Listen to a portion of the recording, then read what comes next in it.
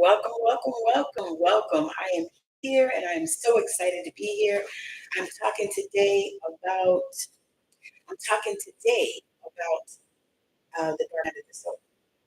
And so let me talk about it a little bit.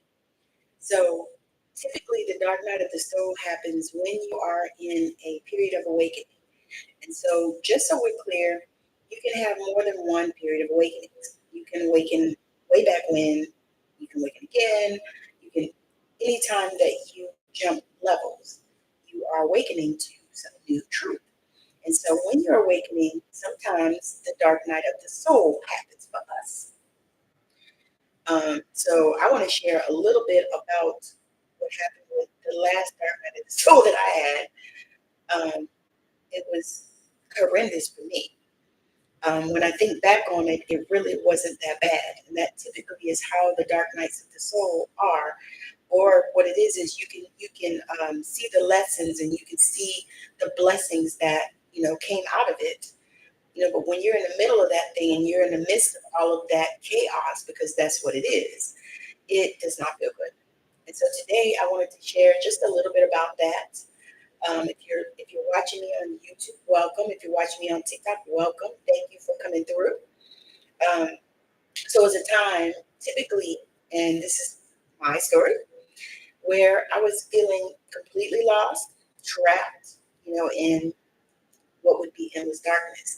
And so for me, how that happened was God told me to leave the place where I was, and this was 2012. 2012, I was at work, 3 o'clock in the morning, and God said, "It's time for you to leave this place." I heard it as clear as I'm speaking to you. And so at that point, I said, "Okay, who's talking to me? What are you talking about?" And what am I supposed to do?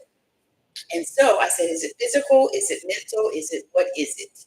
Even though I knew that it was time for a shift in my life, I knew that thing like I know my name.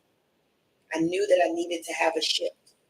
I knew that it was time. Like I could not continue to keep going on as I was going on. I couldn't keep the status quo up. I couldn't do it. It was just time for a change. And so when that happened, I wasn't really surprised, even though I didn't have anything ready to do anything. I mean, at that point, I was pretty broke. I was pretty much paycheck to paycheck. It was the first time in a long time that I had only worked one job, and I wasn't doing that for long.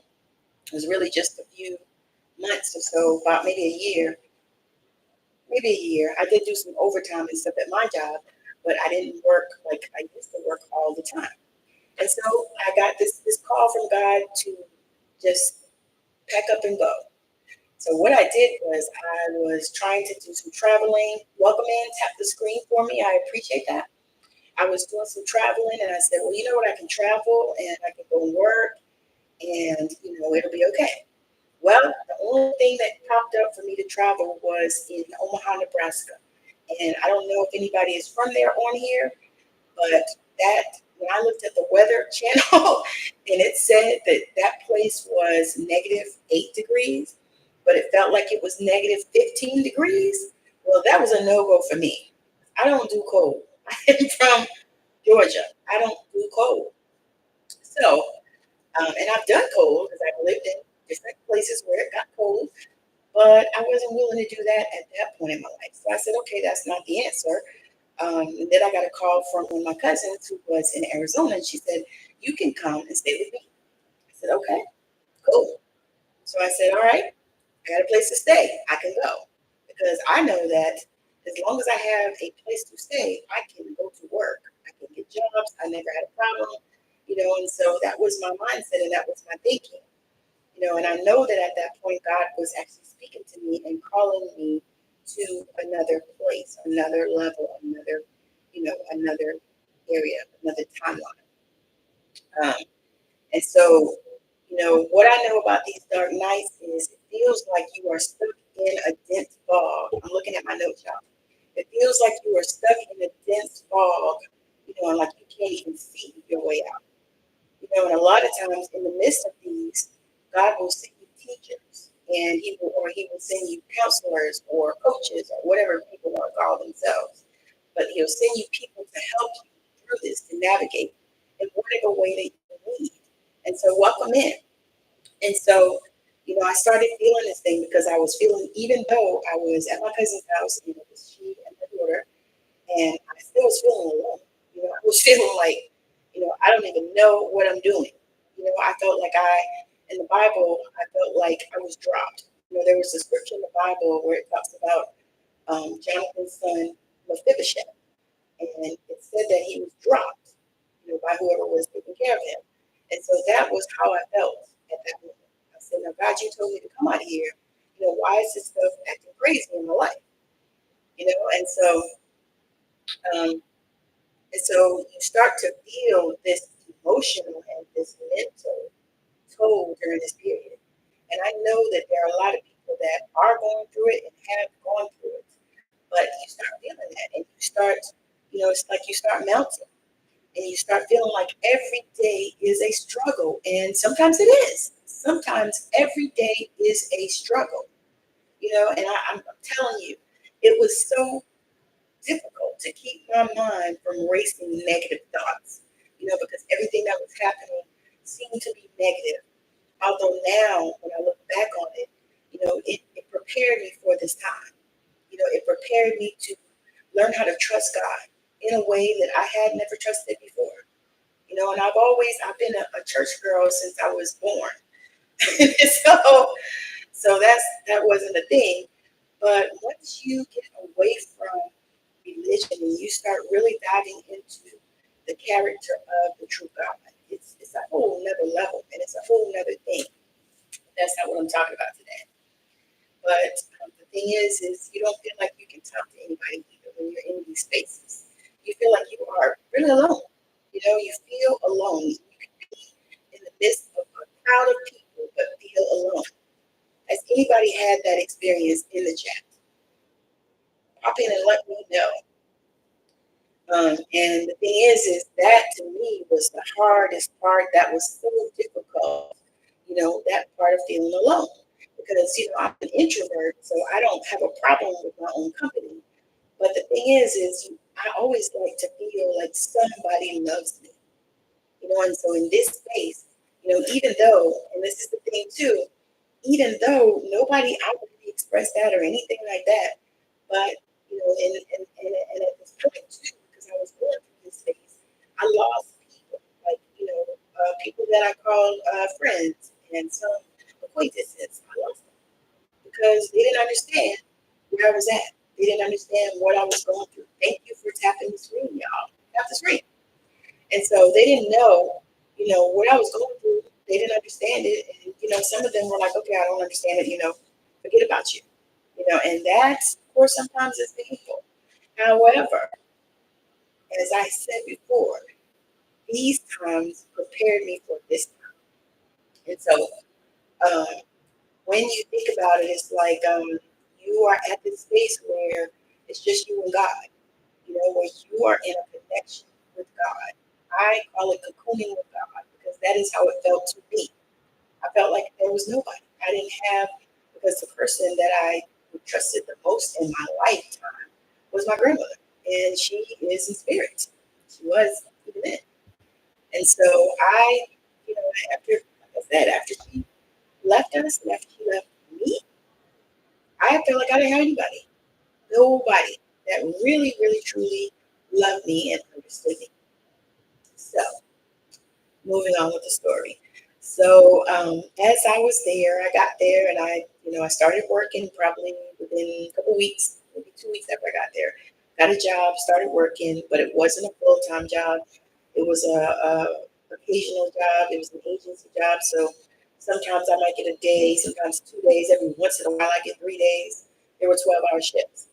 And so, and it was such a horrible place. Oh my God, it was so awful. It was awful. I'm trying to tell you, it was so horrible. I mean, those people worked me so hard. I don't think I had ever worked that hard in my entire life. And I had been working since I was 14 years old. So, anyhow, so I'm there. And then I said, okay, I know I need to get something else because I need something stable. I need something full time because, I just traveled across the country and I moved across the country with $500. That is all the money that I had in the world to myself. I had a little bit in the bank because I was keeping a little, to pay my little credit card so I could keep the credit card and use the credit card. And so, thank you. Welcome in. Thank you for joining. Lauren is here. And so, as I went through this thing, thank you so much for my heart. As I went through this time, it when I think back on it now, it was a time that built me up. But at the time, it was horrible. I felt so bad, and Jesus. So anyway, I found another job. Got another job. Still kept the same one because typically I have worked 2, 3, 4 jobs. Sometimes 5 my whole life. And so, I was like, thank you so much for sharing. And so I worked all that my whole life. Work, work, work. And so I figured, okay, I need to build up because, I wanted to get my own place and all that stuff, rent me a house or apartment or whatever. Really, I like houses. But anyway, I wanted to rent something else. So, yeah. So I worked. And so I was working this one job. And matter of fact, the funny thing is, y'all, both of them were horrible. Both jobs were awful. They were both awful. I mean, really terrible. And so I was working it, but I was like, okay, I got to look for something else as I'm working these jobs. But I didn't look fast enough. I didn't look fast enough. And when I looked up, I got fired from both jobs. Not one, but 2 jobs. I got fired. Fired. Never in my entire life of now 40 years of working had I ever been fired. Ever. Quit many jobs. Never been fired. So especially not for my work. Like my work is always impeccable because I'm genetics and we have those type of work ethics. And so I got to move away. And that thing sent me down a spiral in a tunnel. And I didn't know what I was going to do. Because what happened after that, y'all, was it took me a good 2 months to get another job. So in the meantime, I had this car payment that was astronomical, and I needed the car so that I could go get the job, catch 22. And so I was like, okay, God, I don't know what to do. I got this car payment. I got no money coming in. I like squirreled the money, the last paycheck that I had gotten, and just kind of squirreled it and set it to the side. Welcome in, come on in, tap the screen on TikTok. So I set it to the side and I said, okay, I'm just going to pinch off it and use it. And then when I didn't get this job within like a month, because normally that's not ever the case for me, I went to get food stamps because I was like, I need to at least help my cousin and buy some food. So that's what I did. I went and got some food stamps and I would just get a little bit of something for me and I would give her the rest of the card. And so because I felt bad, if I'm not working, I can't really contribute, can I? Especially I got this car note. So I was, praying about that. I was like, God, you send me out here, come on. And so the car, I was able to keep the car because the Holy Spirit told me to call the people and tell them and explain to them that I had moved and that I needed, some more time. And if they could put that payment on the end and let me pay a half a payment, then by the time it was time to pay the other payment, I would be fine. And guess what, y'all? They did. They did just that. I had only had that car, by this time, I had only had that car for about a year. About a year. It was brand new because I bought it 6 months before I moved. And when I think back on that now, all that was divinely orchestrated. So that I would have a good car to travel. I bought it brand new with 14 miles on it. I still have that car today. So, anyhow, got through that, and that, and then it was one thing. It seemed like it was one thing after another problem, one thing after another, after another, after another, and I almost felt like this, like I was being slapped, like I was turning my cheek, and just getting slapped on it. That was how I felt. It was just a horrible experience. But when I think about it now, you know what I mean? When I look back on it and I see the lessons and the patterns that I learned and the things that helped me to move forward in my life, because I'm going to tell y'all the rest of the story. So As I went through that, I finally, after 2 months, I got a job, and guess what? It was the lowest paying job that I had had in I don't know how long. When I took it, and it was part time. They didn't even want to give me benefits. And in the meantime, y'all, I had a gallbladder attack. Had no idea. Never had problems with my gallbladder in my life. Didn't even know. No, I mean, pretty relatively healthy. I mean, a few little things, but nothing major. But this thing hit me, and guess what? I didn't have no insurance. I was like, oh my God, I need to get this done because I don't have no insurance. I live in America. You got to have insurance, Medicaid. And at the time, I couldn't even get Medicaid because I didn't have kids in the state where I live. Okay? So, moving on. So then I'm dealing with this gallbladder thing, and I started just doing all the natural things I knew to do. Liver, what is that stuff? I can't think of it right now, but it's an herb that you take. Milk thistle. Milk thistle. I took milk thistle. I took some cleanses, natural cleanses, and all of this stuff. Welcome in. Come on in and tap the screen. I am sharing my dark night of the soul experience. And so I started taking the milk thistle and then whatever other things that people told me to take and just going on and on, all this stuff. And welcome in, hello, hello.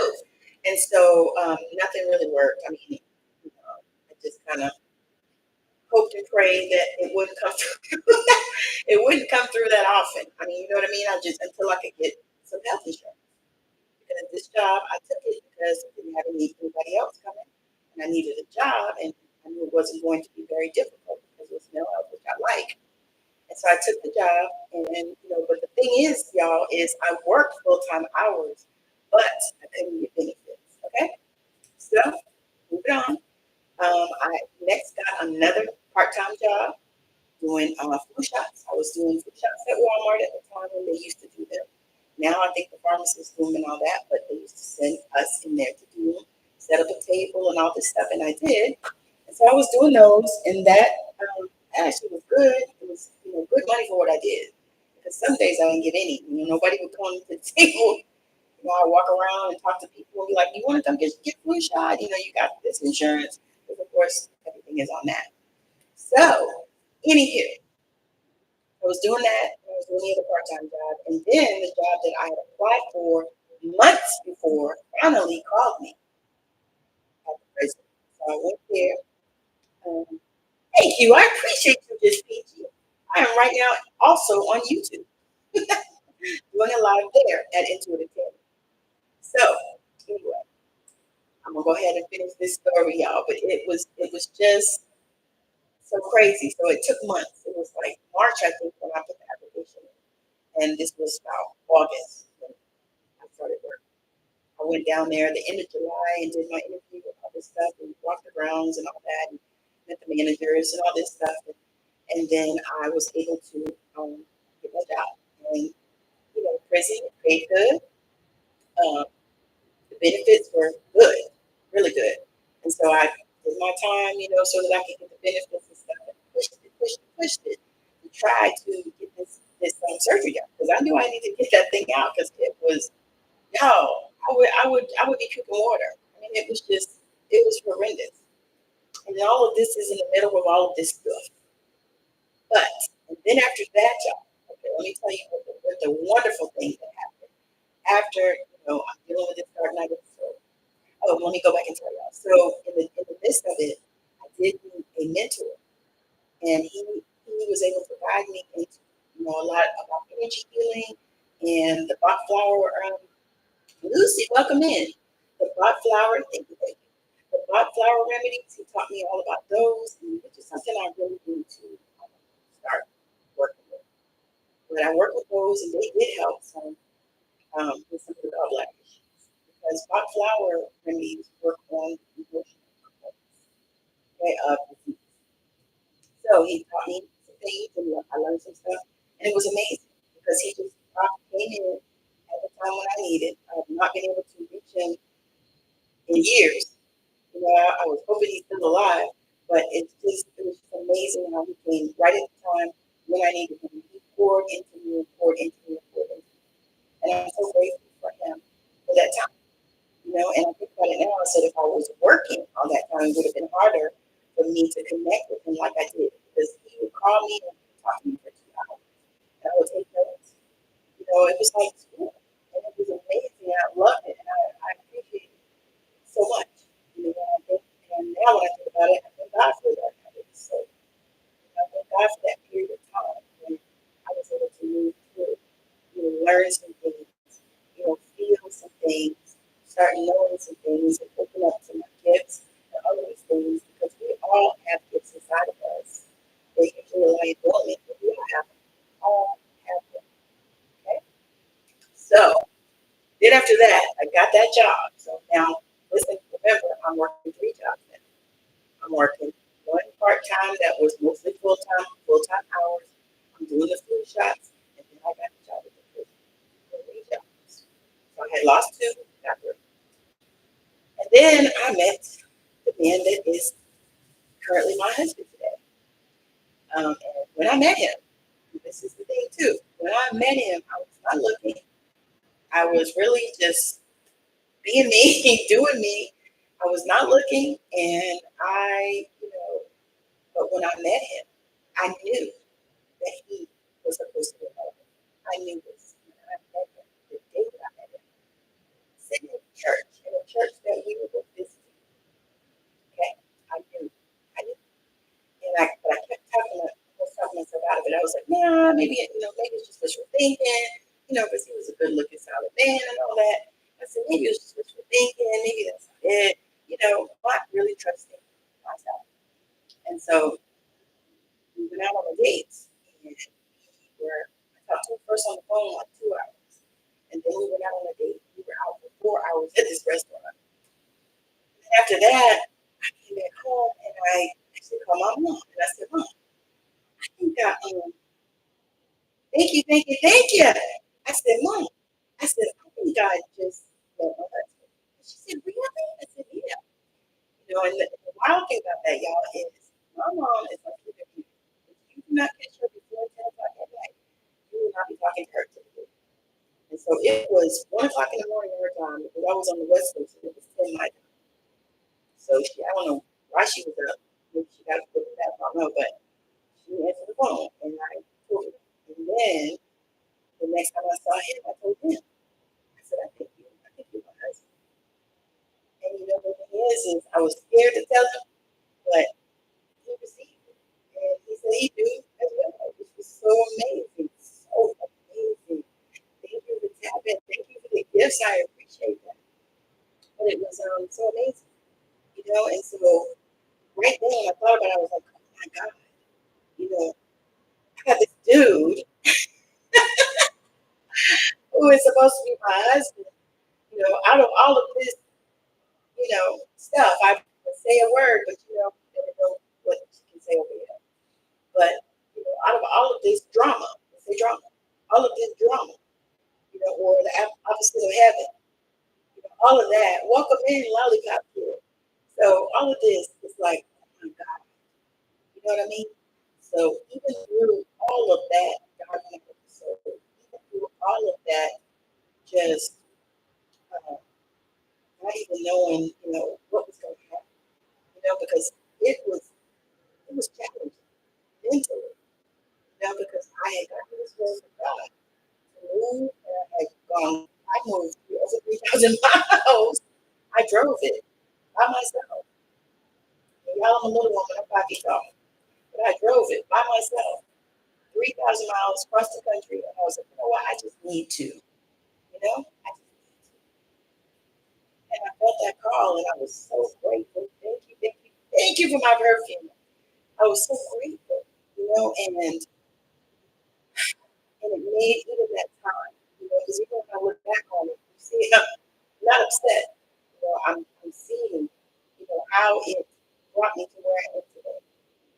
And so now I'm like, oh my God, But it also taught me how to trust. And that was the thing that I knew that I needed. I needed to trust. Because I would get to a place where I would trust to a point. But then, there was an area where I didn't trust. Thank you, thank you. So I just so grateful. So if you're going through a space where, it feels like a dark night of the soul experience for you, take heart that it's not going to last forever. They're not going to last forever. I'm telling y'all, thank you for the follows and thank you for the gifts that I had in the mustache. I appreciate you. But it's not going to last forever. It's not going to last forever. And there's purpose in it. Because I'm telling you, if I did not make that move, I don't know what would have happened. Because I made that move, he had also made that move too. We both moved to the East Coast. And I think about it all the time. I'm like, wow, suppose we decided not to listen to the spirit, or not to do, or not to go, and not to take those steps because, they were huge steps. I told you, I moved across the country from South Carolina in the U.S. to Arizona in the U.S. With $500 and a car note and no job to speak of. So I knew that there was something there. Not to say that in the middle of it, I cried some buckets of tears sometimes by myself in my car. I would cry, and I'm not a crier. You know what I mean? I'm not a person that just typically cries. Like I know that sometimes crying is release, and that's what we need to do. But I wasn't there. I was stressed out. I was like, oh my God, I can't believe this. And then I was like, well, is this God? I mean, because, would God send me over here to go through all this stuff? These are questions that I asked, and when I asked God these questions, they said, I believe that God is a collective, they said that it wasn't for you. It's not for you. It's not for you. Because your purpose here is to be a leader for people, to be a blessing in people's lives. And it's not for you. Because here's the thing. If you come to me and tell me I'm going to do this, I'm going to do that, I have the ability to hold space for you. Why? Because I've been through a lot of shit.